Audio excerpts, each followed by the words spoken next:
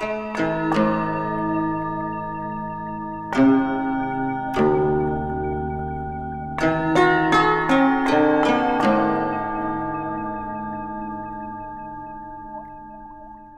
dans la vidéo précédente, je vous ai expliqué le mécanisme de formation de ce qu'on appelle les états cohérents.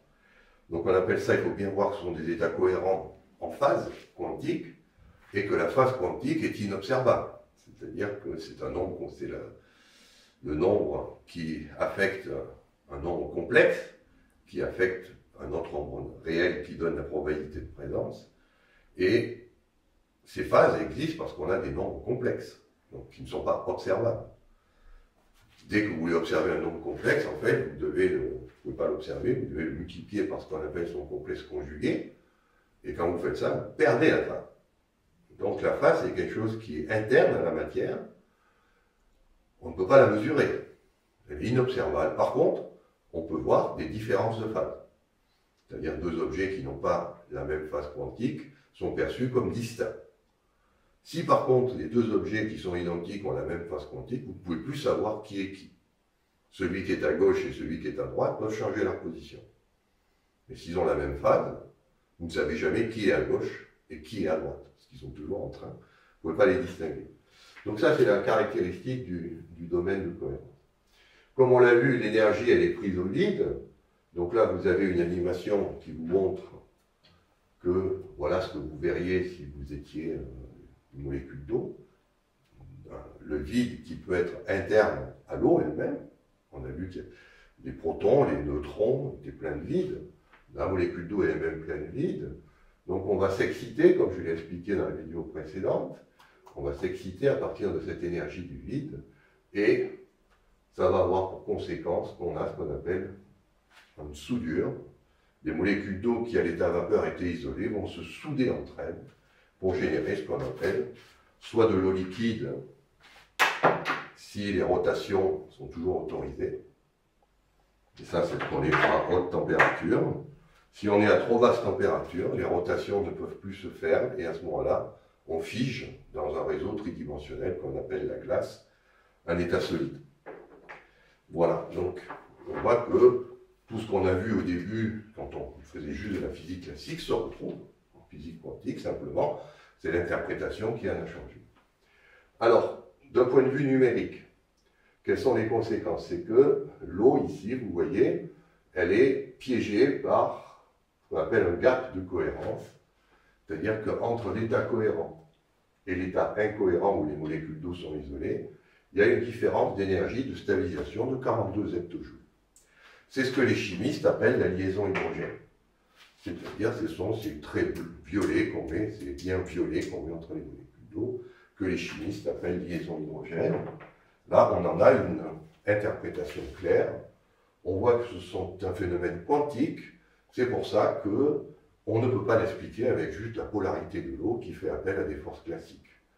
On voit qu'il y a toujours un déficit d'énergie. Ce déficit d'énergie, il est parce qu'il faut être en seconde quantification, avoir la cohérence de phase pour voir qu'il y a cette stabilisation additionnelle qui est purement quantique et liée, comme on le voit ici, à un état où la matière, la lumière sont intimement mélangées.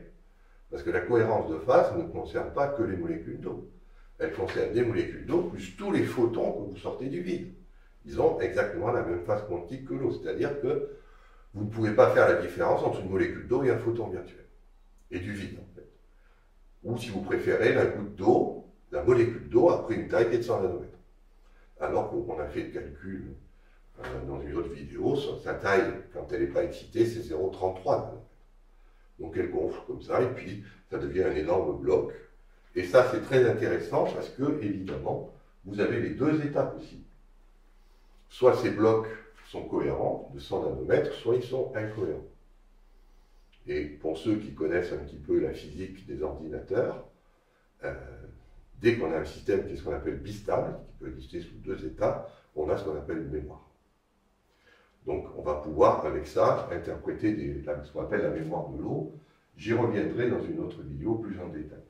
L'autre conséquence, c'est que si on calcule la longueur d'onde qui est associée à cette énergie, ça c'est tout à fait légitime, hein, on est En physique quantique, on a excité à 100 nanomètres, mais il y a eu ce qu'on appelle cette énergie de 100 nanomètres, elle ne concerne pas une molécule d'eau, mais 10 millions. Donc il y a une renormalisation de l'énergie, si vous préférez un shift en fréquence. Et lorsqu'on calcule le shift, on voit qu'on est passé de 100 nanomètres à 7,5 microns. Et 7,5 microns, ça correspond donc à une fréquence infrarouge. Donc ça veut dire qu'on prévoit qu'il y a de l'infrarouge qui circule entre ces molécules d'eau, en plus de l'énergie de cohésion, ou du moins que cette énergie de cohésion se manifeste concrètement sous la forme de photons virtuels qui ont des longueurs d'onde qui sont compatibles avec de l'infrarouge. Si on voit aussi la valeur, c'est 7,5 microns, c'est une valeur qui est très proche du rayonnement infrarouge de la Terre dans l'espace. La Terre est éclairée par le Soleil et elle émet sur 10 microns. On voit donc qu'il y a une compatibilité entre l'eau et la planète Terre au point de vue de l'infrarouge. Dans un sens, ce n'est pas surprenant, c'est même satisfaisant parce que ça veut dire que le modèle est relativement cohérent par rapport à ce qu'on connaît de l'environnement terrestre, de l'eau, sur cette planète. Évidemment, ce 7,5 microns, c'est des rayonnements électromagnétiques. C'est-à-dire que dans seconde quantification, l'eau devient sensible au champ électromagnétique. Alors qu'en première quantification ou en physique classique, l'eau n'avait aucune propriété particulière magnétique. Ça veut dire quoi? Ça veut dire que si je prends un aimant, je vais modifier ces domaines de cohérence de l'eau. Alors, ici par exemple, j'ai pris ce qu'on appelle un ferrofluide, c'est de l'eau en fait, avec quelques particules magnétiques. Donc là, évidemment, comme j'ai des particules magnétiques, je peux visualiser l'effet du champ magnétique. Vous voyez que je peux peindre mon récipient juste avec un aimant. Mais en fait, ce qui va se passer dans de l'eau qui n'a pas de nanoparticules magnétiques, on va agir directement sur les domaines de cohérence. Il va y avoir des modifications. Donc, si vous voyez des gens qui mettent des aimants, par exemple pour empêcher le tartre, ce n'est pas simplement du gadget. On agit sur les domaines de cohérence de l'eau. Et l'idée, elle est simple, c'est que si vous ne mettez pas les aimants, vous avez une eau qui a en général tendance à se mélanger avec les biofilms bactériens pour précipiter le calcaire, ça s'appelle le tartre. Et pour que les biofilms bactériens puissent se mélanger au calcaire, il faut un polymorphe qui s'appelle la calcite. Si jamais vous mettez un champ magnétique, eh bien, les bactéries, d'une part, n'aiment pas trop, en général, ces champs magnétiques, donc il y a moins de biofilms, et surtout, le calcaire, comme les domaines de cohérence ont été affectés, ne cristallise plus sous forme calcite, mais sous forme aragonite. Et l'aragonite est en forme d'aiguille, ce qui fait que ça ne peut pas permettre aux biofilms de se mélanger, ce qui fait que vous gardez bien sûr le calcaire dans l'eau, mais il n'est plus entartrant, comme avec le polymorphe calcite. Voilà, donc ça, ce sont des conséquences pratiques de cette existence des domaines de cohérence. On explique que dès que vous allez appliquer de l'infrarouge, dès que vous allez faire quelque chose qui est par de l'électromagnétisme, alors que classiquement, il ne devrait rien se faire, l'eau de H2O, là, ce n'est pas l'eau H2O, c'est 10 millions de molécules d'eau qui vont être affectées, puisqu'on a un ensemble dans 1 cm3 d'eau, on va calculer que vous n'avez pas un seul domaine de cohérence, mais un grand nombre, et tout ça c'est affecté par le lieu où vous mettez le champ magnétique.